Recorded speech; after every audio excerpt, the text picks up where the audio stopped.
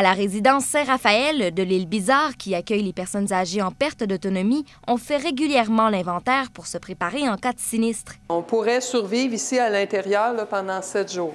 Ici, j'ai l'entrepôt pour les produits secs. J'ai 2 réfrigérateurs et un congélateur pour les viandes.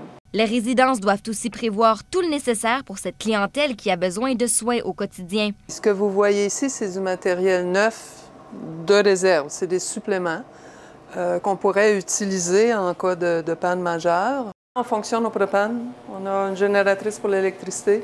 Tous nos appareils de signes vitaux qui fonctionnent à batterie. Des lois prévoient aussi des règles strictes pour la protection contre les incendies. Une résidence pour aînés doit avoir un plan de sécurité incendie et ça comprend un certain nombre de mesures, dont des mesures pour évacuer le bâtiment et être capable d'héberger les gens de façon temporaire et de façon sécuritaire, bien sûr. Et c'est là qu'on invite nos propriétaires, nos gestionnaires de résidences à se préparer à toute éventualité.